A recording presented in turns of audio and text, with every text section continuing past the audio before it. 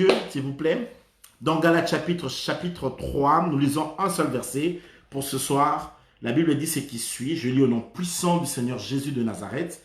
La Bible dit, Christ nous a rachetés de la malédiction de la loi, étant devenu malédiction pour nous, car il est écrit, maudit et quiconque est pendu au bois. Je peux relire ça, surtout la partie 1. Christ nous a rachetés de la malédiction. Alléluia.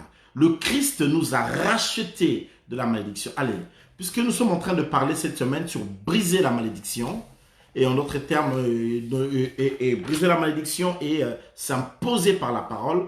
Maudire, ça veut dire simplement dire du mal. Bénir veut dire simplement dire du bien. Alléluia. C'est tout ce que ça veut dire. Donc, malédiction, c'est une mauvaise parole. Soit un sort qui était jeté, etc. Les gens croient souvent que les paroles sont que des paroles.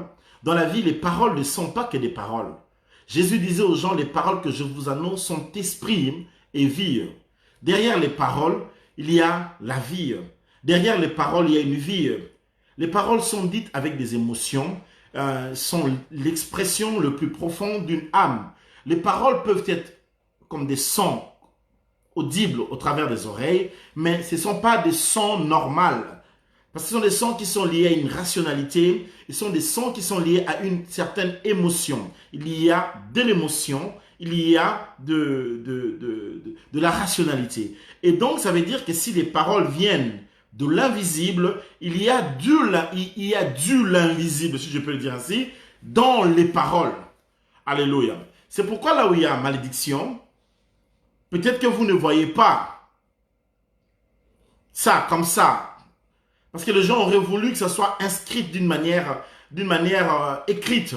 Mais ça peut exister, mais d'une manière invisible. Ça ne se voit pas. Cependant, ça est bel et bien là. C'est bel et bien installé. Alléluia. Donc la malédiction, ça veut dire simplement dire du bien. Plutôt dire du mal. La bénédiction veut dire simplement dire du bien. Quand on dit que Dieu t'a béni, ça veut dire que Dieu a dit du bien sur toi. Alors quand Dieu dit du bien sur toi, c'est que Dieu dit le bien qu'il dit sur toi aura et a de l'impact. Parce qu'il a seulement dit. Raison pour laquelle la Bible dit que même la vie et la mort sont au pouvoir de la langue. Alléluia. Vous ne pouvez pas vous imaginer le nombre de gens qui disent du mal sur vous, qui parlent en mal, qui veulent du mal. En d'autres termes, les gens qui vous maudissent pour rien. Alors que vous ne les avez rien fait. Gratuitement. Alléluia. Et ça, c'est perpétuel, c'est régulier. Ça se fait souvent, ça se fait régulièrement, hélas. Alléluia. Raison pour laquelle nous sommes venus dans cette semaine briser la malédiction. Ça veut dire briser toutes les mauvaises paroles qui ont été dites par qui que ce soit, de n'importe quelle manière, que ce soit le jour ou la nuit, que ce soit dans le monde spirituel, que ce soit dans le monde des fétiches, des féticheurs, dans le monde des sorciers ou des occultistes, dans le monde des hommes normaux ou non. Parce que des fois, il y a certaines paroles qui peuvent, la personne peut ne pas être dans la sorcellerie ou je sais pas moi, dans un mysticisme. Mais une personne peut simplement dire une phrase et puis ça peut avoir d'impact, etc. Je vais expliquer toutes ces choses. Les malédictions des pères, peut-être que ton père a été maudit par son père, ou etc. Et il y a des paroles comme ça qui ont lié des familles. Nous sommes venus briser. Alors je viens dire que cette méchante parole qui longtemps avait régné dans votre famille, je viens annoncer la fin. Nous venons annuler cette parole, nous venons la neutraliser, nous venons la détruire et nous venons la remplacer. Alléluia. Celui qui est d'accord avec moi, dit avec moi, il y aura une nouvelle parole. Oui, il y aura une nouvelle parole, mais c'est la parole de Dieu. Qui a dit avec moi ce soir, il y aura une nouvelle parole. Je viens dire à une personne qu'il y aura une nouvelle parole. Une parole nouvelle de Dieu. Car Dieu dit, il veut faire une chose nouvelle. Il faut une parole de Dieu nouvelle. Alléluia. Des choses qu'ils n'ont jamais entendues. Il y aura une parole nouvelle sur ta famille, sur ta maison, sur tes enfants, sur ton foyer, sur ton mari, sur ta femme. Il y aura une parole nouvelle parce que l'ancienne parole méchante qui vous condamnait elle est caduque à partir de ce soir. Elle est effacée. Elle ne doit plus avoir d'impact. Et je le dis amen. Si tu es d'accord, tu peux le dire avec moi. Donne-moi un grand amen si tu es avec moi. Alléluia. Oui, Dieu est bon. Dieu est merveilleux. Dieu est extraordinaire. Dieu, c'est quelqu'un de waouh. Alléluia. Soyez bénis dans le nom de Jésus. Alors, nous parlons sur briser la malédiction. Et le texte que nous avons dit nous dit, Jésus nous a rachetés de la malédiction de la loi. C'est quoi la malédiction de la loi? La malédiction de la loi, c'est les conséquences de la désobéissance de la loi. Lorsque l'on a désobéi à la loi, les conséquences qui devaient s'en suivre, les charges qui devaient suivre une personne quand la personne n'a pas désobéi à la loi. Ces choses, c'est la chose qui liait l'homme. Maintenant, Christ est venu nous affranchir de la malédiction de la loi. Ça veut dire des conséquences qui sont venues des erreurs. Des erreurs que tu as faites, des erreurs que ton père ou ta mère a faites, des erreurs que ton mari ou ta femme ont fait, les erreurs quelconques qui sont arrivées dans ta vie. Quelle que soit leur source de provenance, quelles que soient leurs origines, ces erreurs-là, Seigneur Jésus t'a délivré de cela. Alléluia. Je ne connais pas les erreurs dans votre maison, dans votre vie, dans votre foyer, dans votre, etc., dans votre famille. Mais quelles que soient les erreurs, Jésus a brisé la malédiction. Ça veut dire les conséquences des erreurs. Là où il y avait eu des péchés, les péchés ont permis que vous puissiez subir certaines choses. Le péché, c'est quelque chose de dangereux. Le péché est mortel, le péché est cruel. Le péché, c'est quelque chose de très, très mauvais. Alléluia. Et le diable se sert du péché qu'on appelle l'aiguillon de la mort pour venir frapper. C'est à cause du péché qu'il y a eu la malédiction. C'est à cause du péché qu'il y a eu certaines conséquences. Il y a certaines conséquences que vous êtes en train de vivre. C'est dû à certains actes, soit que tu as fait, soit que tes parents ou peut-être dans ta famille ça a été fait, soit des erreurs entre des amis, etc. Il peut tuer un homme. Voilà que c'est normal aussi, hélas, que parfois tu peux faire des erreurs. Et maintenant, ces erreurs ne sont pas sans conséquences. Ça a des conséquences, ça a des répercussions. Maintenant, quand Jésus est venu, c'est les conséquences de tes erreurs que lui a pris.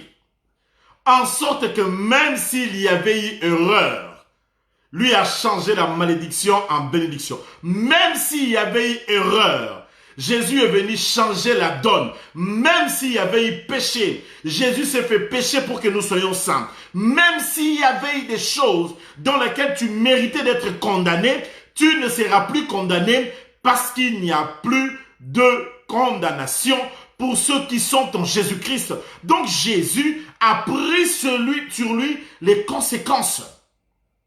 Alléluia. Je vais dire à une personne ce soir que moi, mes conséquences sont tombées. Tu peux dire avec moi ça, mes conséquences sont tombées. Les répercussions qui devaient te toucher, ça ne va plus te toucher parce que les conséquences sont tombées. Oui, il y a peut-être eu des erreurs, mais les conséquences, tu ne le verras pas parce que Jésus les a récupérées. Alléluia. Qui aime Jésus de Nazareth? Qui aime Jésus? Tu peux écrire là ce soir, j'aime Jésus. J'aimerais bien que quelqu'un écrive ce soir, j'aime Jésus de Nazareth. Bien-aimé, Jésus a fait quelque chose de fort. Nous étions sans foi ni loi. Nous étions condamnés à cause des erreurs de père. Comment toi tu pouvais empêcher ton père de faire un péché, ta mère de faire un péché ou ton arrière-grand-père? Parce que tu n'es pas lui, tu n'étais pas lui. Mais même quand tu ne serais pas lui, tu as subi les conséquences de ces choses. Les erreurs que les autres personnes ont fait. La Bible dit les pères ont mangé les raisins, les dents des enfants ont pourri. Il y a des fois certaines conséquences des choses. Ce n'est pas toi qui as ouvert cette porte, mais tu subis cette histoire, tu le vis, etc. Mais ce soir, dans ces moments de prière, nous sommes venus dire que Jésus, tu as pris cette malédiction qui condamnait ma famille, qui condamnait ma belle famille, qui condamnait mon mari, qui condamnait ma femme, qui condamnait mes enfants. Jésus, tu les as récupérés, tu les as rachetés. Quelqu'un doit se réjouir ce soir. Quelqu'un doit sauter et dire Alléluia. Parce que Jésus a racheté les conséquences de la désobéissance à Dieu, les conséquences dues au péché, les choses que tu devais subir, tu ne vas plus les subir. Laisse-moi dire à une personne aujourd'hui, tu ne vas plus subir parce que le châtiment qui te donne la paix est tombé sur Jésus. Jésus a pris ça. Il a accepté de souffrir. Il a pris ta malédiction. C'est la raison pour laquelle je dis aujourd'hui, quelle que soit la personne, les gens, les hommes, la raison, qui ont libéré cette malédiction est sans effet. Je viens dire à une personne ce soir, la personne t'a maudit, a fait une erreur. Parce que Jésus, en mourant sur la croix, il a changé cette malédiction-là. La même malédiction, il a changé en bénédiction. C'est lui qui avait dit que tu n'auras pas ceci, tu ne verras pas ceci. Il va rencontrer Jésus ce soir. Et Jésus a changé cela. La malédiction se change en bénédiction. Ce soir, tu vas sortir pendant 7 jours ici. Tu seras libre de toute condamnation et ta vie sera heureuse. Parce que Jésus a récupéré cette malédiction des erreurs de ton père, des erreurs de ta mère, des erreurs que tu as toi-même faites, des erreurs que qui que ce soit a fait. Jésus l'a récupéré. Alléluia. Voilà pourquoi nous devons aimer Jésus de Nazareth. Il est le seul et il est magnifique. Alléluia.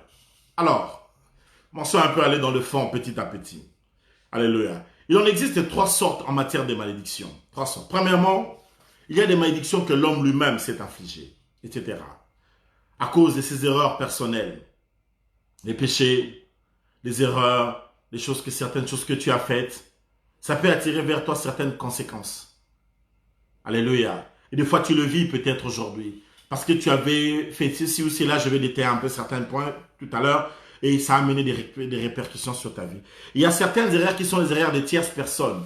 Ce n'est pas toi qui les as faites. Voyez-vous? Mais ce n'est pas toi qui les as faites. C'est quelqu'un d'autre. Il pouvait être ton partenaire, il pouvait être ton fiancé, ton mari, il pouvait être ta femme, il pouvait être ton enfant, il pouvait être ton père, ta mère, il pouvait être, je sais pas moi, voilà quelqu'un, une tierce personne, qui que ce soit. Mais il a ouvert une porte, mais quand vous êtes ensemble, et c'est là, ça vous frappe. Alors cette semaine, je vais développer plusieurs choses qui sont hyper riches et importantes à écouter. Il serait mieux vraiment que vous soyez là, vraiment à l'heure, pour qu'on gagne vraiment du temps, pour qu'on ne soit pas en retard par rapport à l'enseignement. Alléluia. Et la troisième des choses vient souvent des familles. Il y a certaines malédictions qui sont des conséquences de l'hérédité. Quand on dit hérédité, ça veut dire qu'il y a des générations et des générations dans une famille et qui vont vivre certaines conséquences de quoi? De péché. Donc, comme il y a eu péché, le diable a eu une porte d'entrée, il est entré, et à partir de cet accès, le diable a commencé à déranger toute une famille. Et il y a parfois des générations et des générations de familles qui subissent certaines influences spirituelles parce qu'un arrière-grand-père au 4e siècle, si j'exagère. Alors des fois les gens disent comment je vais faire par rapport à ça? Tu as qu'à invoquer le sang de Jésus. Mais Jésus est mort pourquoi? Il est mort pour traiter ce genre de problèmes. Que personne ne te retienne esclave d'une malédiction en te disant que ces malédictions ne finiront jamais. C'est toujours le non, non, non. Il n'y a pas plus fort que le sang de Jésus. Alléluia. Même si toi tu as péché, la Bible dit même si ton cœur te condamne, Dieu est plus grand que ton cœur. Pourvu que tu te répandes et que tu prennes l'engagement de ne plus refaire ce genre de choses. Parce qu'après, qu'on se le dit, soyons sincères, si ton grand-père pêche, mais c'est pas toi. Comment tu pouvais faire pour lui empêcher? Et puis quand il a fait ce genre d'histoire, vous ne connaissez pas le Seigneur en grande partie. Parfois, ils ont cru faire de bonnes choses, tout en faisant de mauvaises choses. Mais, même croyant faire une bonne chose quand tu fais une mauvaise chose, tu fais une mauvaise chose. Les conséquences sont là. Le diable en profite. Et il s'installe des réalités spirituelles. Mais quand Jésus est là, lui, il récupère la situation. Et il nous sauve. Alléluia. Voilà pourquoi ça sera des grands moments de prière. Ça sera aussi des grands moments de repentance. Alléluia. Où le Seigneur va nous faire du bien, où il faudrait prendre des décisions dans la marche. Comment tu dois marcher tu dois te décider. Tu dois mettre aussi de l'engagement, de l'envie, de la volonté de bien marcher avec le Seigneur. Alléluia. Et le Seigneur te fera énormément du bien. Donc je répète les 3 sortes. Les malédictions, certaines malédictions viennent de l'homme lui-même. Certaines autres viennent des tierces personnes. Certaines autres malédictions viennent de l'hérédité. Ça veut dire donc c'est parfois dans une famille, etc. Et ça descend de génération en génération. Alléluia. Donnez-moi un amen si vous êtes avec moi. Alléluia. Alléluia. C'est pourquoi des fois vous pouvez vous rendre compte qu'il y a certaines situations qui traînent les pas. Hein, parce qu'il y a un problème d'une malédiction qui peut s'installer. Alléluia. Et des fois, tu peux te rendre compte que tu vis soit avec un homme, mais cet homme-là, c'est un alcoolique. Et quand tu regardes son père, c'est un alcoolique. Tu regardes même parfois sa maman, elle est alcoolique ou elle était alcoolique. Tu regardes un peu ses frères dans leur famille, dans cette lignée, tu risqueras de voir que parfois, ils ont un grand problème d'alcoolisme. Alléluia. Il doit y avoir eu une porte qui était ouverte et tu vas te rendre compte qu'il y a une très grande génération. Les gens sont dans les drogues. Les gens sont tout le temps ivres. Les gens sont retenus par des drogues, par des alcools. Et des fois, tu peux te marier à ce monsieur, mais tu dois savoir que tes enfants seront exposés. Si tu n'arrêtes pas cette hémorragie, tes enfants, parce que là, ils sont encore petits, tu peux dire que ah non, mais c'est pas grave, mais attends quand ils vont grandir. Alléluia. Tu risqueras de voir les mêmes erreurs, les mêmes conséquences, les mêmes choses continuer dans la génération d'après et ça ne sera pas intéressant. Alléluia. Vous êtes d'accord? Vous êtes avec moi? Et donc là, il faudrait arriver à prier, à stopper cela. Parce que quand tu épouses un homme, tu épouses un sang.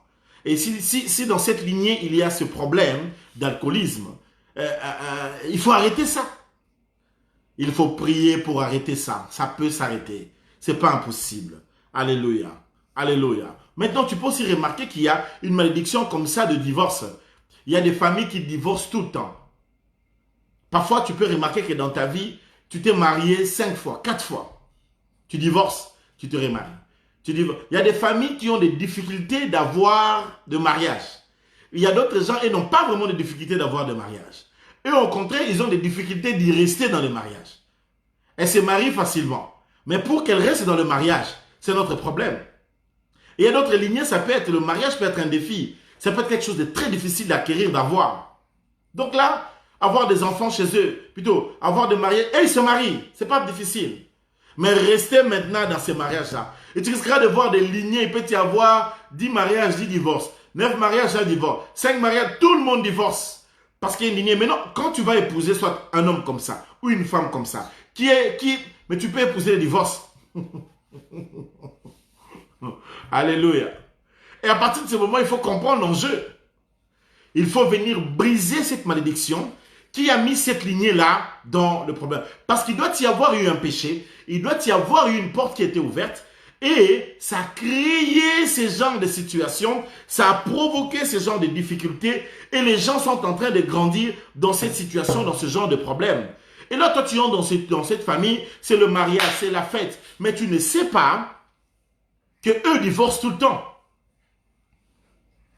Et donc là, tu dois comprendre, prier. Je ne dis pas que tu dois lui dire que non, non, je ne peux pas l'épouser parce que j'ai regardé déjà. Mais si tu as Jésus, on peut appliquer le sang de Jésus dans cette situation.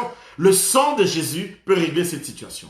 Le sang de Jésus a été versé pour le racheter de cette situation. Et c'est donc possible. Alléluia. J'en connais une famille où souvent quand il y a mort, c'est des accidents. Eux meurent beaucoup des accidents. Vous allez entendre qu'elle a été morte comme ça, accident. Souvent, ils vont perdre des gens au courant de l'année, mais c'est par des accidents. Donc, quand vous observez bien, il y a une puissance, un esprit qui est en train d'avoir l'accès et qui détruit cette famille petit à petit au travers des accidents. Et qui récupère ses sangs, c'est comme un contrat, c'est comme un deal qui était signé en réalité. Mais ils sont en train de subir. Ça peut être parfois par des maladies, des AVC. Des fois, tu regardes dans votre lignée, dans cette génération, dans cette famille, les gens meurent de la même manière. C'est répétitif. Écoutez, l'histoire de malédiction, c'est des histoires qui existent. Et ça peut être répétitif de la même manière, de la même manière, de la même manière. Il faut bien arrêter cette hémorragie. Et pour arrêter cette hémorragie, nous allons appliquer le sang de Jésus. Et donc là, je disais qu'ils mouraient souvent dans des accidents. Leur père est mort de l'accident. Leur grand-père est mort d'un accident. Les enfants de cette famille, à gauche, à droite, des cousins, les cousines, même les belles familles, les gens qui viennent les épouser, ils meurent des fois des accidents. Donc, il y a une puissance de réclamation des accidents, des AVC qui continuent à peser et qui continuent à influer dans cette famille et ça les rend prisonniers. Il faut bien qu'ils soient libérés. Mais pour qu'ils en soient libérés, il faut une bonne repentance. On ne connaît pas la source, mais il faut qu'on prie Dieu qu'il y ait la repentance, qu'on demande la grâce de Dieu et qu'on applique le sang de Jésus. Parce que cet esprit-là qui a l'habitude de prendre les gens par les accidents ou par les AVC, lorsqu'il va rencontrer la force qu'il y a dans le sang précieux de Jésus, l'esprit-là va reculer. Qui me donne un amen avec moi? Donnez-moi un amen. Maintenant là, c'est le moment où nous partageons. Est-ce qu'on peut un peu partager? C'est à ce moment ici que nous partageons parce que nous voulons entrer dans le fond des choses encore plus importantes et plus intéressantes. Je crois que cet enseignement vous aide à quelque chose. Est-ce que maintenant tu peux un peu partager l'enseignement? Partage à ton frère, à ta soeur. Voyez-vous, quand on enseigne des histoires comme ça, c'est mieux que les gens de ta famille, tes amis, tes relations écoutent. Parce qu'eux-mêmes, ils peuvent prier. Tu ne peux pas prier pour toute ta famille. Ils sont trop nombreux. Mais du moins, tu peux les associer et peuvent écouter et être bénis et être délivrés. Alors, partage. Fais un effort de partager. Envoie ça à quelqu'un. Mets le nom des gens. Mets ça démarrer sur ton Facebook. Tu envoies sur WhatsApp. Et tu mets, comment je peux dire, démarrer. Tu peux identifier les noms des gens. Tu peux identifier les noms des gens que tu veux qu'ils s'associent. Et ils vont s'associer avec toi. Et tu vas voir que ça peut leur faire du bien. Et même à la fin de la prédication, souvent, il faut envoyer aux gens pour qu'ils écoutent la parole de Dieu, pour que ceci leur fasse eux-mêmes du bien. Amen. J'espère que tu l'as fait. Que Dieu bénisse tous ceux qui le font, parce qu'en le faisant, vous faites l'œuvre de Dieu. Alléluia. Alors, évoluons. Donc, il y a des gens comme ça, des lignées qui vont avoir ce genre de problèmes. Il y a des lignées où quand vous y allez, vous vous rendez compte qu'ils sont souvent dans les incestes. Ils vivent souvent dans les incestes. Ils ont souvent problème d'inceste. Des fois, leur père a couché avec ses propres enfants. Des fois, les enfants ont couché entre eux. Des fois, les cousins ont couché entre cousins et cousines. Et cela a ouvert des portes d'entrée. Et cet esprit s'est installé. Dans toute cette lignée, il y a ce genre de problème qui pèse, qui revendique et qui les oppresse. Tu peux être dans une maison où tu as subi ça. Tu as subi des viols. Tu as subi ces choses, ça peut être des portes d'entrée. Et des fois, ces esprits-là, quand ça commence avec toi, ça peut descendre dans tes enfants. Hein. Ça peut descendre dans plusieurs lignées, dans plusieurs générations, parce qu'il y a un truc qui était arrivé. Peut-être que plus tard, plus longtemps, quelqu'un a été violé. Il y a eu un problème d'inceste. Et cela est entré dans le sang et entré dans la lignée. Et depuis un certain temps, cette histoire s'est installée. Cette histoire est en train de peser. Ne prenez pas les choses à la légère. Ne prenez pas ça à l'accoutumée. Ne dites pas que c'était un hasard. Et des fois, des choses pareilles, quand ça arrive, les gens croient que c'est arrivé qu'une fois. C'est peut-être arrivé comme ça et puis c'est fini. Mais après, vous risquez de vous rendre compte que les gens d'histoire comme ça s'installent. Ça reste les incestes, les problèmes des viols, ça reste. Parce que si ça n'a pas été suffisamment traité par la prière, avec la force du sang de Jésus, ces genres d'histoire, les conséquences de ces choses restent. Et les gens peuvent être en train de subir les conséquences d'un viol, qui peut faire en sorte que, des fois, après, la génération qui vient d'après a du mal à avoir des enfants. Les conséquences d'inceste, qui peut faire en sorte qu'après, la génération qui est venue après a du mal à avoir des mariages. Mais toi, tu ne sauras pas. Parce que tu es né plus tard. Tu es né 20 ans après, 15 ans après. Ce qui s'est passé, tu n'es même pas au courant, même peut-être 100 ans après. Mais tu n'es pas au courant de ce qui s'est passé avant. Alléluia. Voilà pourquoi il faut être sérieux avec le sang de Jésus. Et voilà pourquoi il faut aimer Jésus de Nazareth. Parce qu'il a traité ces problèmes qui concernaient nos vies. Il nous a racheté de la malédiction. Les conséquences des choses qu'on méritait vivre, Jésus les a récupérées. J'aime Jésus. Et j'ai envie de le prêcher. Alléluia. Alléluia.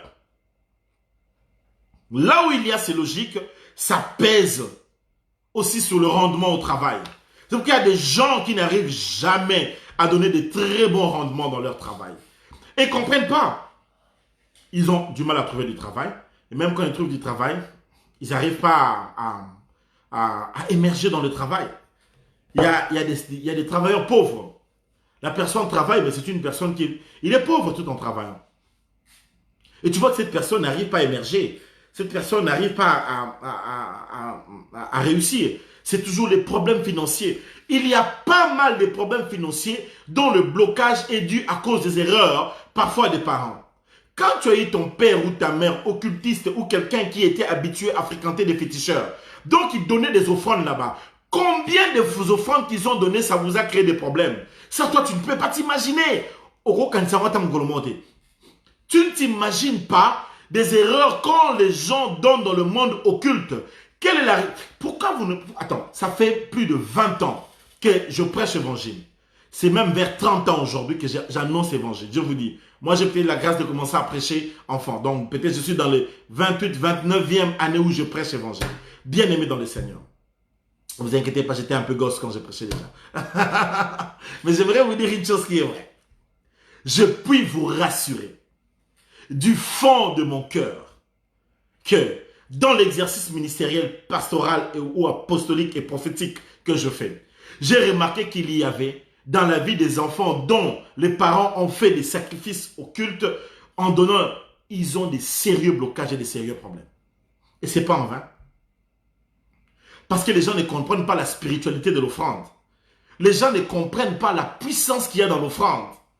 Et pourquoi les gens, même dans nos églises, jouent avec les offrandes? Ce n'est pas en vain. Parce qu'ils ne connaissent pas la spiritualité qu'il y a dans les offrandes.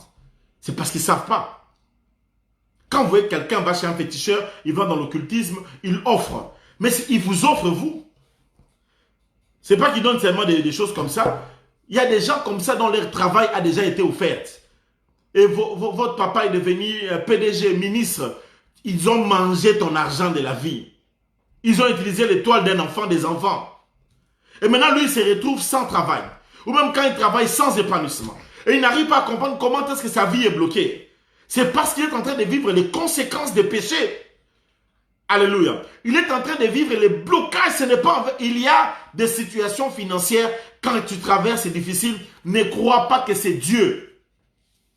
Ne te dis même pas que c'est je passe le désert. Tu n'es pas dans un désert. Il y a un combat qui est réel. Il y a une réalité spirituelle. Il y a des esprits qui sont en train de peser pour t'empêcher d'émerger. Il faut le briser.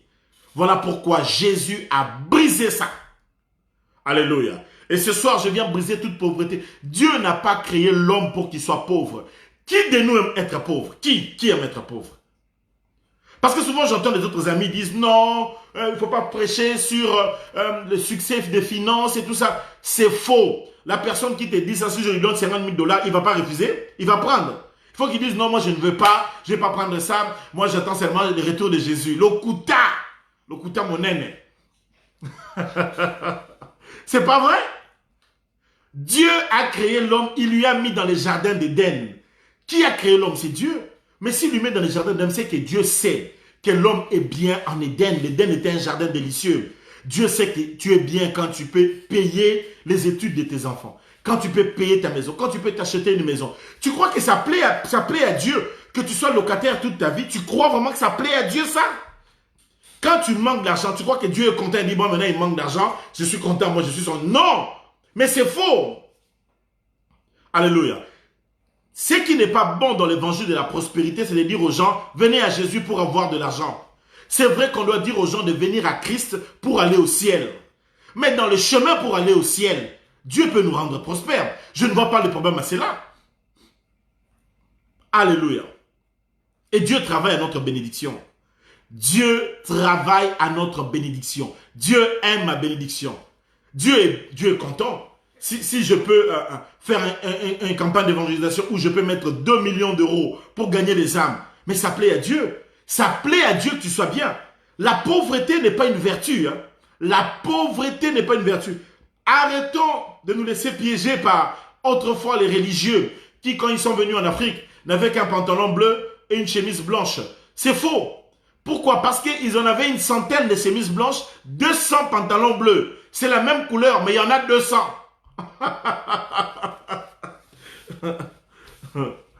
Alléluia. Qu'on soit sérieux. Quand la Bible dit l'argent répond à tout. Qu'on soit sérieux, qu'on se le dise. Je ne prêche pas sur ça. Simplement, j'aimerais faire comprendre que la pauvreté est une mauvaise chose. Tu sais, même dans le couple, quand il n'y a pas l'argent, beaucoup soit Attends. c'est bien d'envoyer sa femme un jour à Dubaï, ne fût-ce que pour des vacances d'une semaine, avec les enfants. L'argent, c'est quelque chose de pas, c'est pas mauvais. Maman, c'est différent de l'argent. Parfois, les gens disent, quand on dit maman, c'est l'esprit d'argent. Ça veut dire cet amour de l'argent capable de tuer les autres pour en avoir. Mais sinon, que d'être bien, d'avoir un bon travail qui te rémunère bien, d'être capable de subvenir aux besoins de tes enfants et aussi de contribuer à l'avancement de l'œuvre de Dieu. Où est le mal à ça? Et vous croyez que Dieu n'est pas prêt à donner à ça aux enfants de Dieu? Dieu veut donner ça aux enfants de Dieu? Dieu même a chassé de la terre promise les enfants les Cananéens pour aller mettre Israël dans le pays où coule le lait et le miel. Donc Dieu voyait que ces païens-là, ils vivent dans le pays où coule le lait et le miel, ils ne me connaissent pas. Il les chasse, il prend Israël, il les met là. Combien de gens savent que Dieu est prêt à chasser les gens? Je prophétise sur toi. Dieu va chasser certaines personnes dans des postes importants pour venir t'installer toi. Dieu va les enlever, il va les ôter, il va les déguerpir. S'il faut qu'il fasse faire à ton chef un travail, une erreur, pour que toi tu viennes les remplacer, Dieu va le faire. Alléluia. Si tu es un occultiste qui est chef dans ton entreprise, tu dois louer Dieu. Pourquoi? Parce que je suis sûr que Dieu veut les déguerpir pour te mettre toi à sa place. Ça plaît à Dieu de voir des enfants de Dieu qui réussissent, qui sont des chefs d'entreprise, qui réussissent dans le domaine, qui s'épanouissent. Quel est ce Dieu à qui appartient l'or et l'argent, qui serait content d'avoir un peuple qui est médiocre et pauvre? La pauvreté n'est pas une vertu, qu'on se le dise. Alléluia. Après maintenant, venir prier Dieu que pour avoir de l'argent, ça ce n'est pas bien. Venir chercher le Seigneur simplement pour qu'il te bénisse matériellement, ça ce n'est pas bien. Nous prions pour rencontrer l'époux dans les airs, la rencontre à mi-chemin. Mais seulement en attendant que le Seigneur vienne. Quand nous sommes sur terre, nous devons évangéliser. L'évangélisation, ça coûte cher. Alléluia. Oui, pour que même on ait ce programme ici, il y a quelqu'un qui a payé tout ça. Fallait des mic, il y a des lumières ici, vous voyez, des fois je transpire. Parce qu'il y a des lumières, il y a tout un état de choses ici. C'est les finances qui ont fait ça. Donc Dieu n'est pas contre que son peuple réussisse. Et Dieu est d'accord avec ça. Alors maintenant je reviens pour dire, des fois vous pouvez remarquer dans une famille, il y a des blocages pas possibles. Votre frère est bloqué. Votre grande sœur aînée bloquée. Votre frère aîné bloqué. Vos enfants bloqués. Tout est bloqué. Ça peut être une conséquence d'une malédiction. Il y a certaines malédictions comme ça, des erreurs que les parents ont fait, les arrière-grands-pères ont fait, ou même toi-même tu as fait, et ça a amené des blocages financiers. Jésus a récupéré ces choses. Que tout blocage financier, toute pauvreté, tout ce qui faisait que tu n'aies pas de travail, que tu ne t'épanouisses pas, ces malédictions, les conséquences de ces choses, c'est déjà tombé sur Jésus. Voilà pourquoi cette semaine, nous allons prier pour briser la malédiction. Dis avec moi, je brise la malédiction de la pauvreté. Ce soir, les conséquences de la pauvreté, de la médiocrité, que ça puisse quitter ta maison au nom puissant de Jésus de Nazareth. Ça va quitter. Alléluia. Quand nous serons au ciel, nous aurons de matières premières au ciel comme ça, de matières précieuses au ciel et tout. C'est pas en vain. Alléluia. Il me reste quelques minutes avant qu'on puisse entrer en prière. Alléluia. Alors, il y a certaines maladies que vous pouvez voir dans des familles de génération. On dit souvent l'hérédité. Après, on peut expliquer ça scientifiquement, c'est l'ADN, etc. Voilà, parce que dans cette famille, il y a eu ceci, il y a eu cela. Oui, voilà. Je ne vais pas contredire ce genre de trucs, mais il y a des fois des démons qui se cachent derrière ce genre d'histoire. Il y a des fois certaines conséquences de spiritualité qui peuvent être derrière ça et en train d'agir. Et il y a des fois certaines maladies, même quand vous lisez la Bible, parfois les hémorroïdes, etc. Il y a certaines maladies qui sont des conséquences du péché. Certaines maladies elles sont des conséquences du péché. Tu peux être en train de souffrir d'une maladie, tout le monde dans votre famille souffre ça. Vous tous, vous souffrez des yeux, vous souffrez des dents, vous souffrez des oreilles, vous souffrez des yeux, vous souffrez des sinusites, vous souffrez des céphalées, vous souffrez du cœur, vous souffrez des rhumatismes, vous souffrez des pieds. Lorsque c'est générationnel, lorsque vous voyez ça comme ça peut être un problème spirituel. Il faut savoir prier puis arrêter ça. Tu peux dire avec moi, j'arrête toute maladie dans ma famille par le sang de Jésus. Alléluia. Que ça s'arrête. Parce que des fois, tu vas voir que votre père est mort avec une maladie. Et puis vous aussi, plus tard, votre frère commence aussi à avoir ça. Ou votre sœur commence à avoir la même maladie. C'est la maladie qui a emporté tel dans la famille et qui menace encore d'emporter l'autre. Alléluia. Briser la maladie. Nous allons briser cette semaine les malédictions de la maladie. Il faut que ça tombe et ça va tomber au nom puissant de Jésus-Christ. Il y a certaines familles ou certaines réalités des fois où il y a des décès de prématurés. Souvent, les enfants naissent prématurés et les enfants meurent prématurés. Les enfants meurent à fleur d'âge, donc ils sont encore très jeunes ou enfants. C'est dur de perdre des enfants comme ça à 20 ans, 19 ans, 15 ans, etc. Et vous voir ça parfois dans certaines familles où souvent les gens ont tendance à perdre des enfants à un certain âge. Ça existe ça. Si vous travaillez dans le monde de la délivrance, vous allez vous rendre compte qu'il y a tellement de réalités spirituelles que des fois vous pouvez essayer d'expliquer avec votre rationalité. Alléluia. Alors que ça ne se fait pas. Il y a des fois, je connais des familles où les gens meurent par suicide.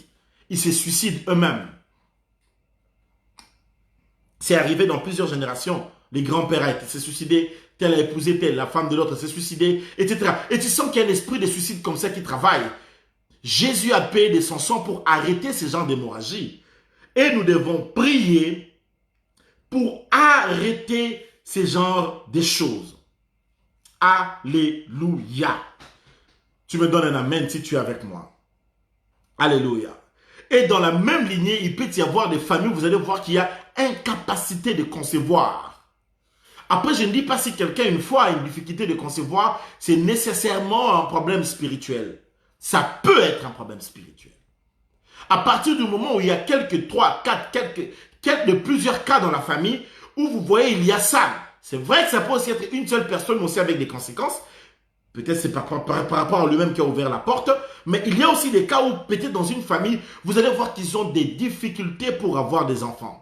Tu peux regarder dans la famille de ton mari, ils ont ces difficultés. Dans la famille de ta femme, ils ont ces difficultés. Et maintenant, quand toi tu te maries, tu vois que ces difficultés-là s'imposent et s'arrêtent devant toi. Il y a un problème, il y a eu un péché, il y a eu une conséquence.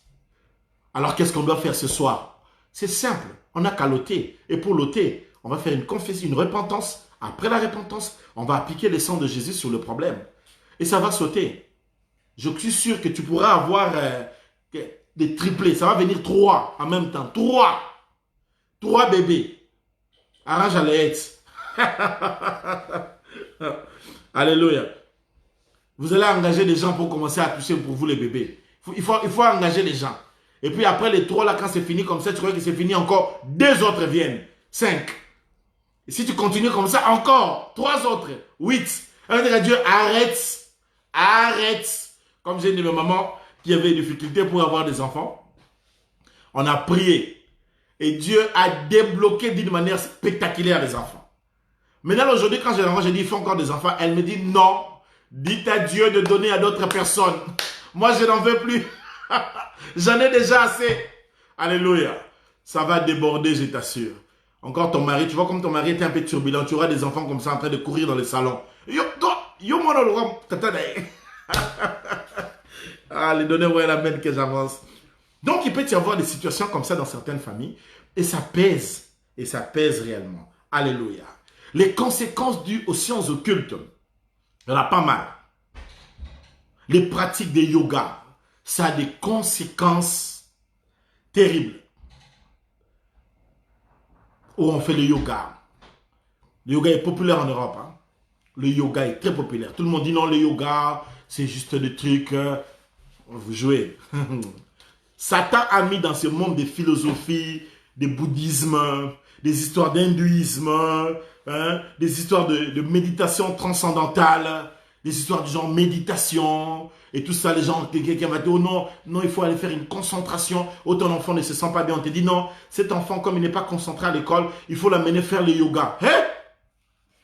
Et là tu dis, ah Seigneur, le diable c'est entré d'une manière intelligible dans les choses des gens.